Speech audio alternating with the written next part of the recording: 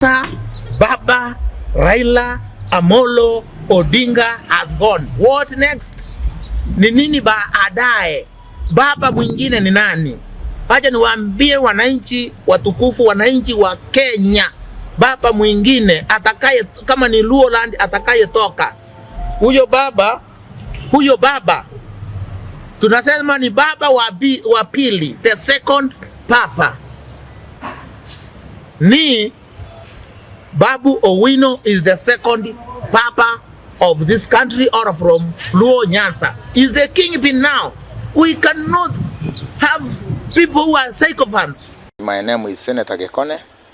I'm a resident in Kisii County and a politician who has fight twice or 4 times in different seats. And today I am here to mourn my hero, Right Honorable Raila Amolo Odinga. Raila has made history in this country, even more than those who have gone. We can remember Raila to have fought for so many things, more particularly something that goes against the Constitution of Kenya, against human rights.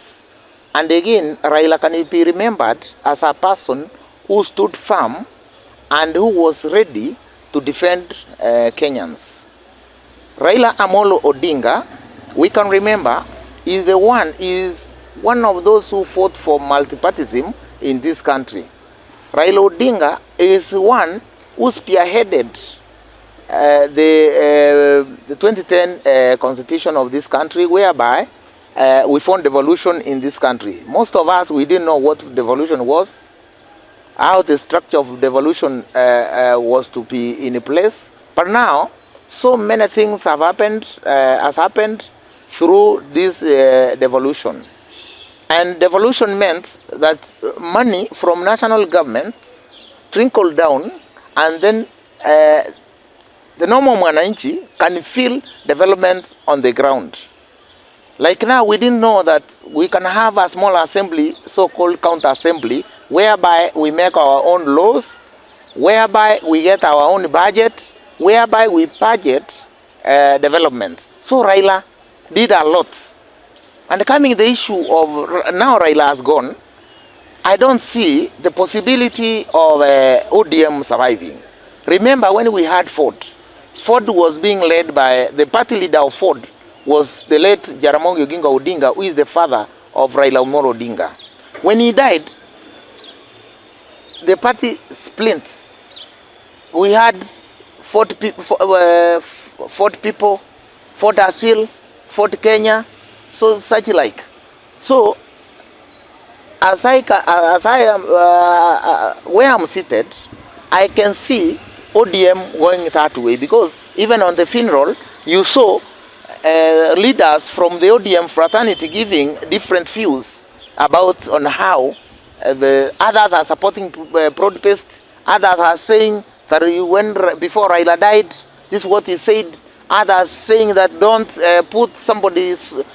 put words into somebody's mouth who is dead, who is not there to defend himself. You heard what Senator Sifuna was saying. You heard what Gladys Wanga was saying. You heard what Kina Mbadi was saying. You see people like Mbadi, those people already the bone is in their mouths. So when you put food in your mouth, you are not able to speak.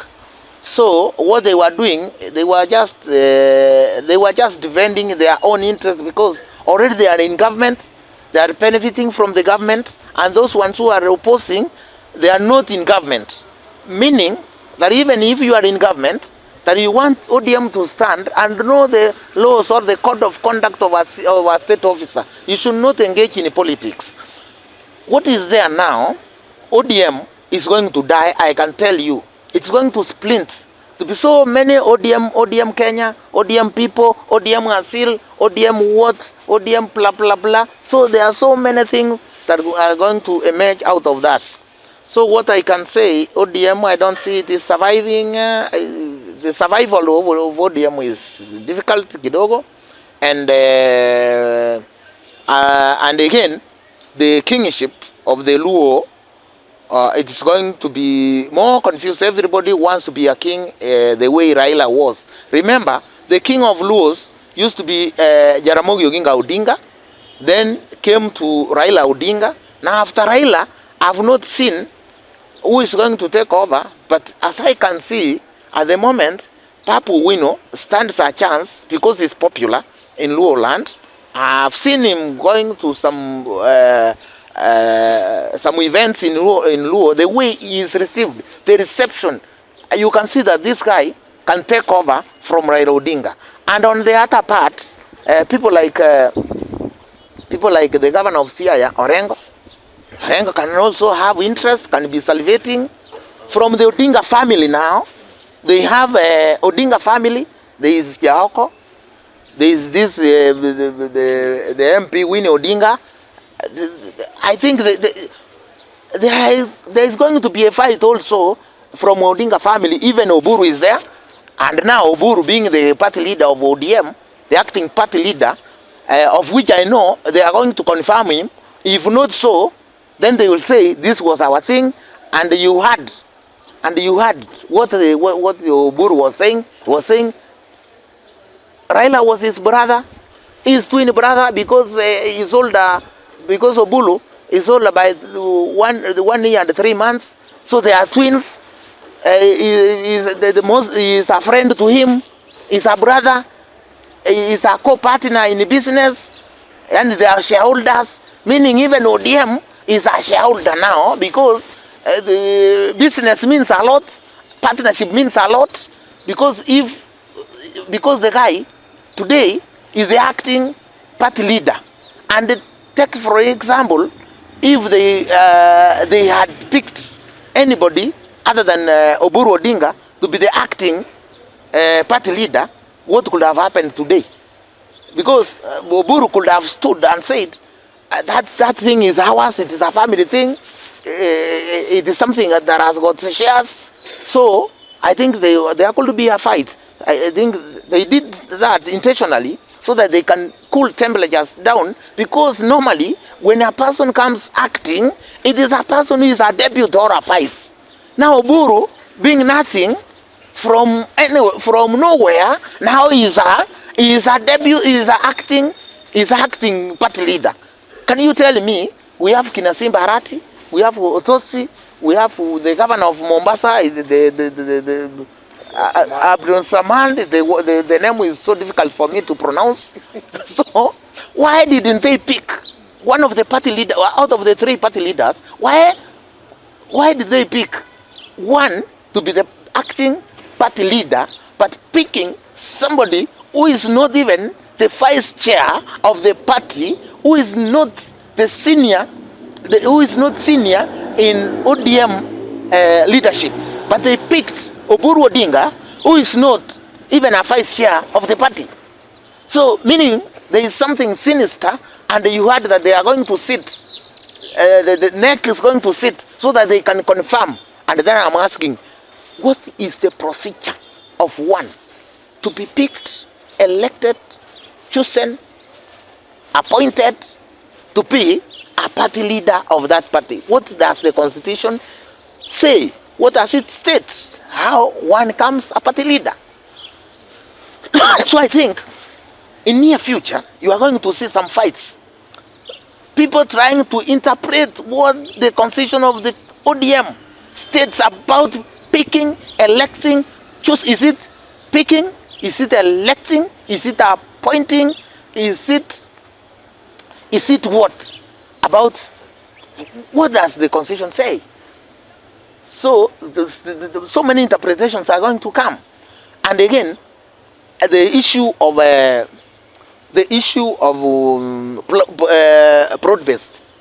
broad-based, if not well taken care of, it is going to die. Because the main driver who was driving that vehicle of broad-based, they were 2 drivers, that is Raila Odinga and President Ruto. Now that one partner in that vehicle, or one driver in that vehicle, that they said that the journey is too long, we can be helping each other as we are driving this vehicle. Now one is dead. how is this thing going to survive? Because the key person who was there, who was shielding kina Oparanya, Mbadi, and the others in that protest, he is no longer there. So again, from the UDA fraternity or UDA family, they are not comfortable that William Ruto brought people from outside who are opposing them, who did not bring up this government. They are greed of them. They are not feeling good, or they are not comfortable with what William Ruto did, because inside their hearts they are not pleased. Because you can't tell me that you can struggle to bring a government in place, then all of a sudden you are thrown out of that government. You bring in the enemies, those people who are fighting so hard so that you cannot take the government. Then they have come in, they have taken the government, then you are chased away. Then there is something in their hearts. If William Ruto will not take care of this thing carefully, then some fights will emerge in that broad base. Because people like Macho were thrown out, people like Justin Muturi were thrown out, people like Linturi were thrown out. Then even these people who remained, they are in great fear that probably William Ruto will throw them out. So their little comfort is, now that Raila Odinga is not there, there is a state of quagmire in between the broad base. And now I don't know where William Ruto will start. And again, now people have mourned, people are coming sober, people are going back to one term. So I don't know on how he's going to do, because now somebody who is in government, he can't come and tell me 2 term, because he is a beneficiary from that government. I am not a beneficiary from that government, so I cannot listen to anybody who has put food in his mouth telling me, without food in my mouth, that now let us sing 2 term. It is going to be so difficult. People like Mbadi, people like Oparanya coming to tell us that how the government is so good, how the government is doing well, how the government is development conscious. Why we don't see that development? And most of the people outside here, they are so tired because of some taxes that are imposed on them, even the civil servants.